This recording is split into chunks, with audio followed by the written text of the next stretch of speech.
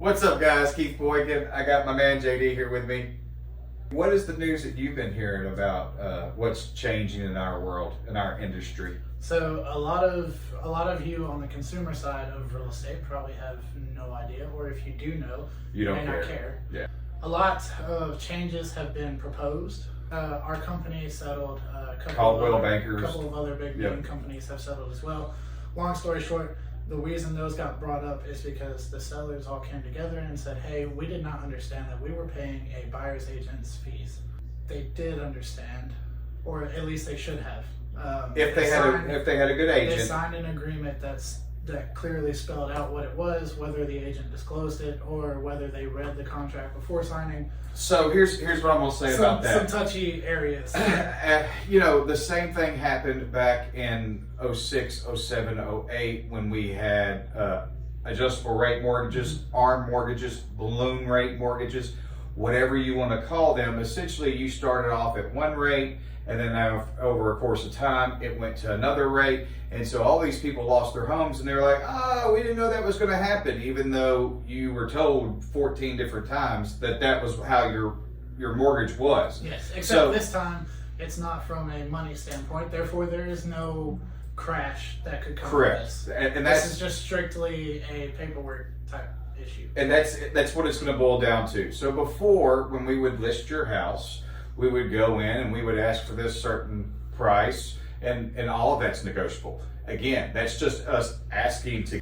Now, the only thing that has changed is we don't have to offer commission to the other side if you don't want to. Via the MLS. Via the MLS. It can still be offered. It is still a cooperating compensation. Correct. Is still available. It cannot be marketed on the MLS. Correct. So, even though they're saying, oh, this is going away, it's not going away. The only thing it's going to do is put it in darkness so that not everybody, and I do mean everybody, because when we send you an MLS listing, you could see on there that it would say, this one pays 2%, this one pays 2.5%, this one pays 3%. And I will speak on firsthand experience with this. When I sit down with a buyer and I explain to them how I'm going to help them walk through the process, I then explain to them that my fee for that is X amount.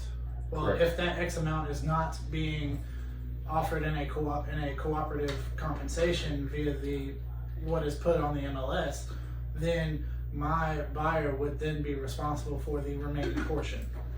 I clear that up with every buyer that I have a consultation with, and they are aware of that on the front end.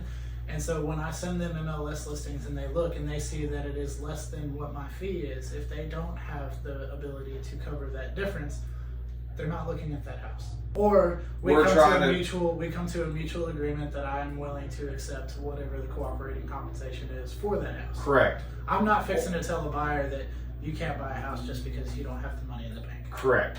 And that is what the bigger issue has been for quite some time, supposedly, even though I did see an article where it was like realtors hide lower priced houses from their clients to make bigger commissions. And I was like, everybody seems to think that we're snaky. well, here's the issue is that we're a step above car salesmen in people's mind, and that's not a very big step up.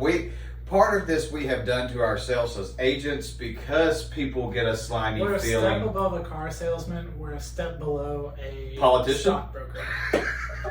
We're a step above a car salesman, a step below a stockbroker. I could see that. What was Wolf of Wall Street? Yes. Those wonderful people. Yes.